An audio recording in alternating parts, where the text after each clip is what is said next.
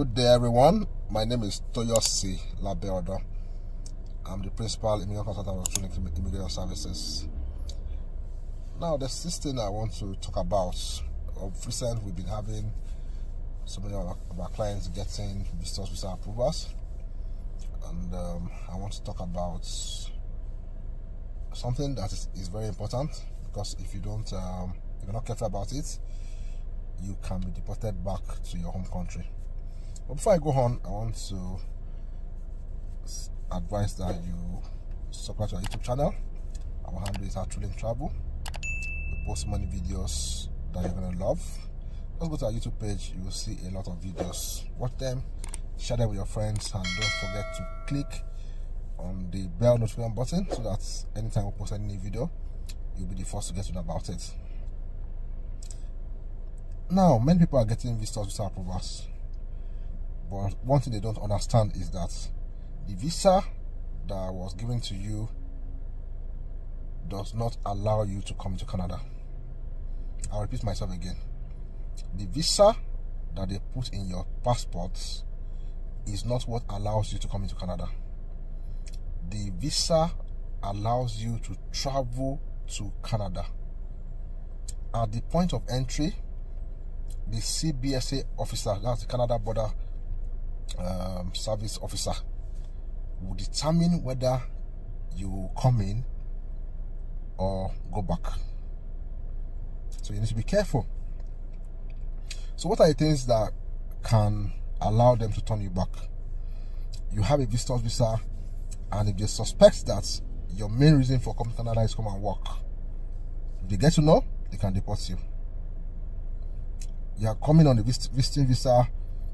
For example, you are holding your CV, you are holding your certificates, or maybe along the line you are randomly selected and they check your phone and they see that you had competition with someone about how to get work in this province, or anything that has to do with work. They can deport you, because it's obvious that your purpose of coming to Canada is not to use a visiting visa, it is come and work. And the visa they gave you is not for that. So be careful when you are traveling to Canada on a visit visa. At the point of entry, if they ask you, are you planning to work, you can't say yes, because the visa that you have does not allow you to work. And if they are seeing things with you that looks more like, oh, you are really ready to come to work, that will be an issue.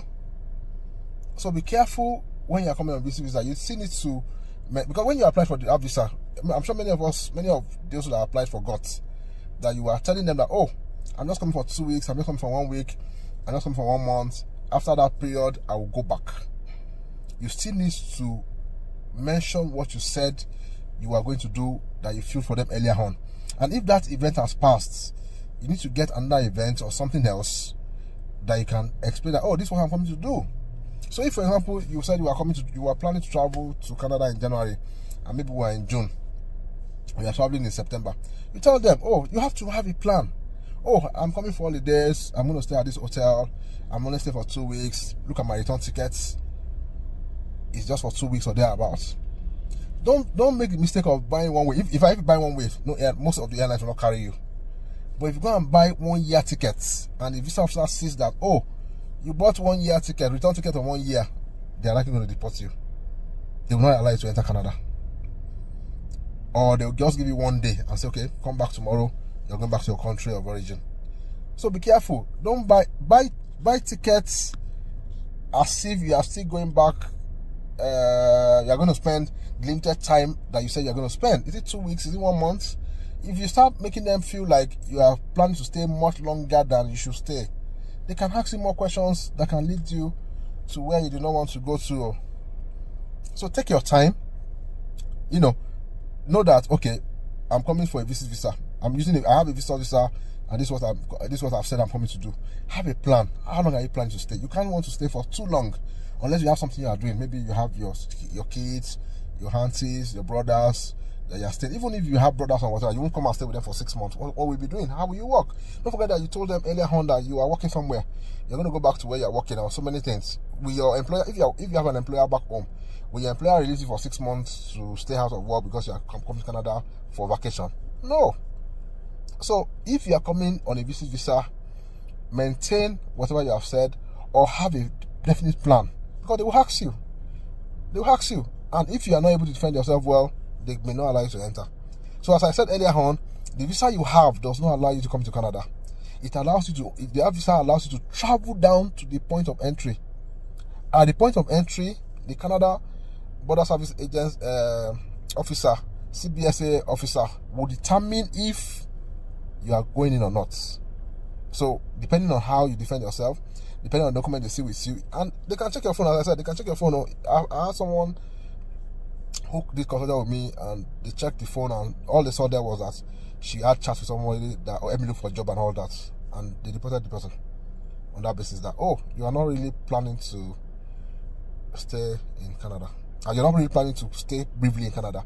You have a plan to come and work, and the visa you have does not allow you to work. She was deported. So I don't want that to happen to you. That's why I'm putting this out. If you love this video, do not forget to subscribe to our YouTube channel. Our handle again is @TrueLink Travel, and don't forget to hit on that bell notification button so that when we post any video, you'll be the first to get to know about it. Also follow us on all our social media handles. We're on Twitter, we're on Facebook, we're also on Instagram. Our handle is @TrueLink Travel. See you guys.